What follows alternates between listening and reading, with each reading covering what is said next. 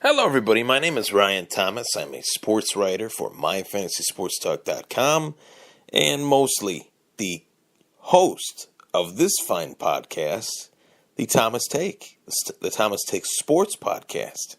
For the last few years that I've been hosting this show on Spreaker.com, YouTube, Twitter, My Fantasy Sports Talk's Facebook page, the Thomas Take Facebook page, I've obviously shown a true admiration for the fight game, the combat sports world, the history of it, the past, the present, you name it. I enjoy combat sports. I enjoy football. I enjoy baseball. I enjoy hockey. I'm just a big sports fan at the end of the day. My true roots, just as a fan, and that has led to me having this platform to talk to people to hear my voice, hear my take on certain sports topics. And topics that I choose, of course, but obviously I do the Thomas Take Mailbag on Tuesdays, where you, the listeners, can send me your Thomas Take Mailbag questions. And I dedicate the entire episode to answering those questions. Those are my favorite, interacting with the listeners. So if you got any questions for me, feel free to submit them in the comments section below, and I'd love to answer them for you. It can be any sport. I'll answer your question live on the show on the Thomas Take Mailbag on Tuesdays, and we'll get that show on the road. But for now, we're wrapping up tonight's show, Friday night, with this part of the show. Tommy, the 30 for 30, dedicated to Tommy Morrison, the former WBO heavyweight champion of the world. You might know him from Rocky V. You might know him as Tommy Morrison. Either way, Tommy Morrison was a subject matter that I felt when I had heard that 30 for 30 was doing this story, was going to lay it all out there in a documentary documenting the life, the rise, and the fall of Tommy Morrison. I thought, wow, this one is going to hurt. This one's really going to hurt. And for those of you that have watched the ESPN 30 for 30 documentaries, most of the stories, they are haunting, they are disturbing, they are emotional, they are transcendent, they are powerful. Those are 5 words that I could use to describe this documentary series, which has been so fantastic. One of the best things that ESPN has done in the last few years is create this documentary series. They've done a lot of boxing ones, they've done football ones, they've done scandal stories, they've done everything that you could imagine.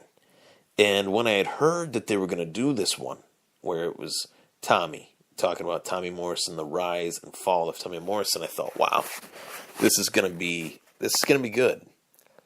I know the story. I knew the story before the story took place, but in case you don't know anything about Tommy Morrison, if you're not really that much of a boxing historian, Tommy Morrison was a rising, up-and-coming heavyweight boxer that was going through some real, just crazy, ridiculous performances.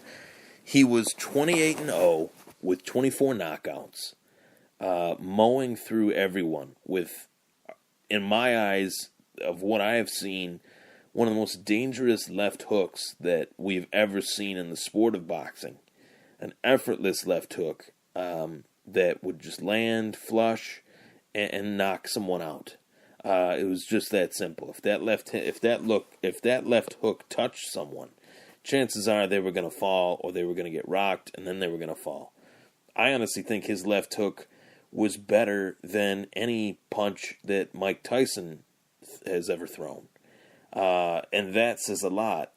Tyson obviously had that overhand right that would make people look stupid, make him do the stanky leg. But if you really watch Tommy Morrison's knockouts of the course of his career, his left hook was so devastating that he landed against Ray Mercer that Ray Mercer actually farted.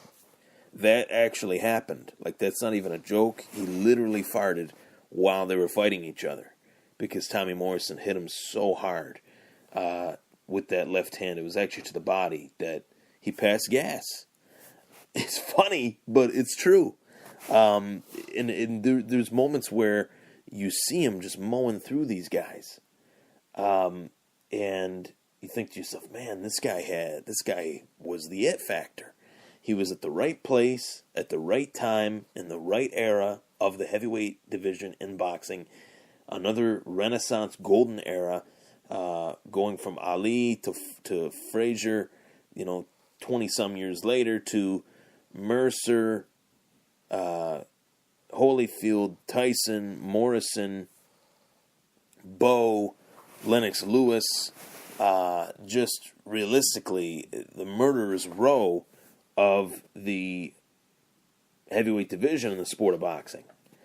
And Morrison was a guy that I realistically thought that, as it went on, not back then, but as the story went on, it's like, if you know the story, you know that the bad is going to come. But he had fought Ray Mercer, was devastatingly knocked out, lost that opportunity, then fought George Foreman, or actually he had fought George Foreman for the heavyweight title, fought George Foreman for the heavyweight title, beat George Foreman in a dominant, decisive win, where Tommy fought a real game fight, a real true strategic fight, finding ways to land punches on Foreman without letting Foreman throw or land on him. He wasn't going to trade. He wasn't going to do a slugfest with George Foreman. For Christ's sakes, who would? But he won the fight nonetheless, a dominant fight. He wins the WBO heavyweight championship. He gets this opportunity to fight at home in Tulsa to fight Michael Bent. And obviously, Bent was a decorated amateur, a guy that most people thought, was a solid pro, but most people thought that this would be a gimme for Tommy Morrison. He would get the opportunity to realistically just pad his title defense record. Pad his record, get a win, get a title defense at home, and call it a day. And that didn't happen. Michael Bent knocked Tommy Morrison out in the first round, and that was that. The fight that it was just like, what is next?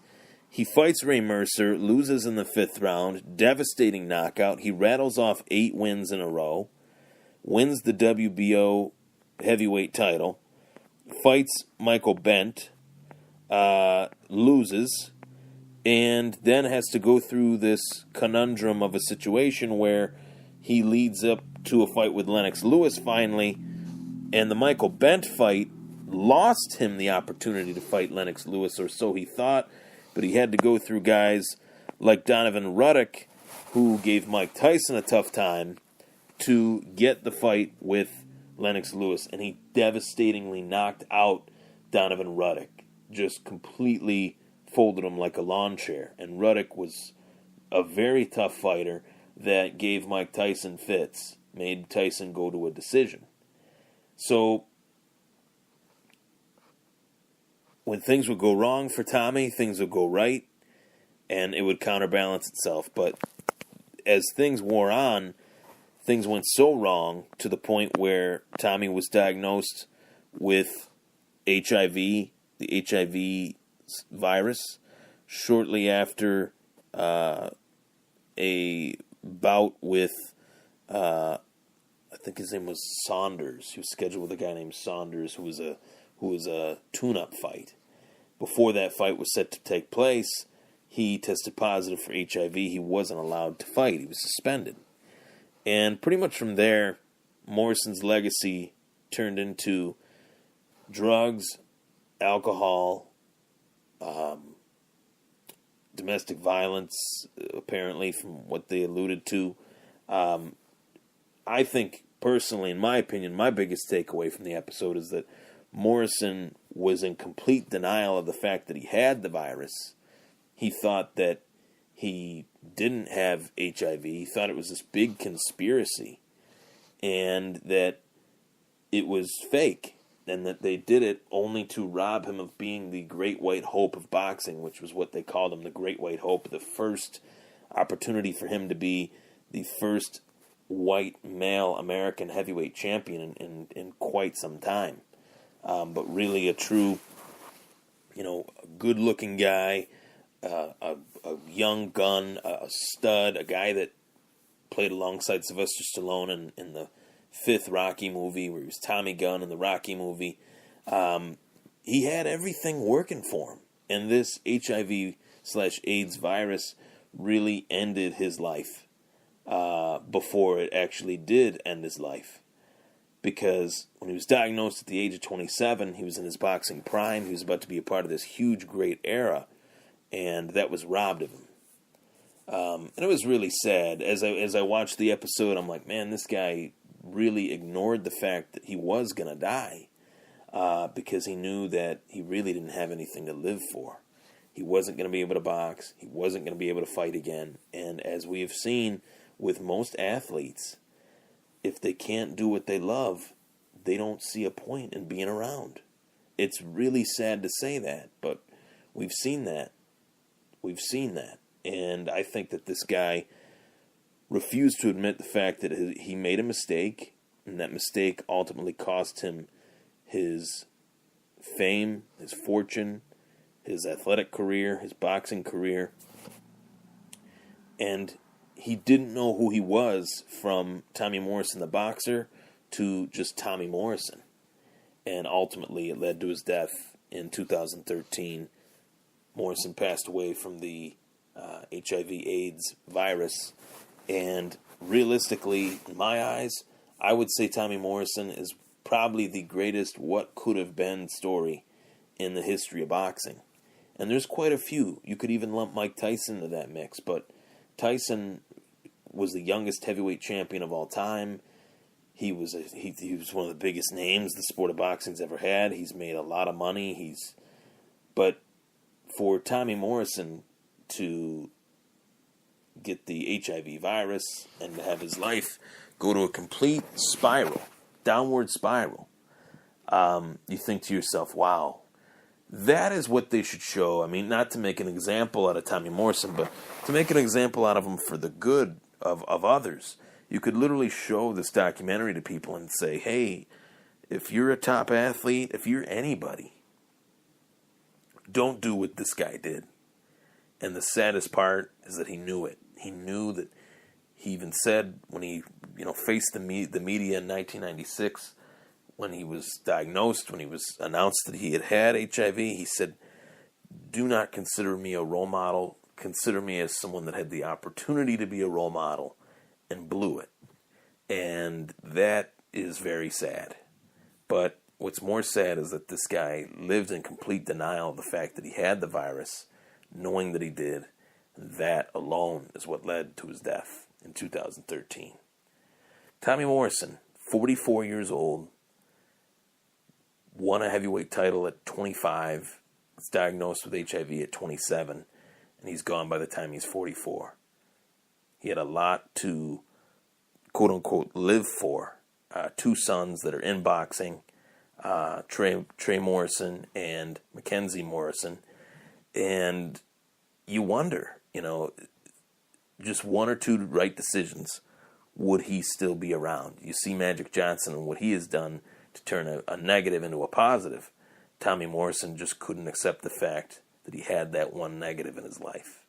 That was the fact that he had HIV, which turns to AIDS, of course. And that led to his death. ESPN 30 for 30, Tommy. Tune in. I enjoyed it. Although I do believe it was probably one of the most somber, sad 30 for 30s that I've ever watched. I'm Ryan Thomas. That was the Thomas Take. Take care, everybody.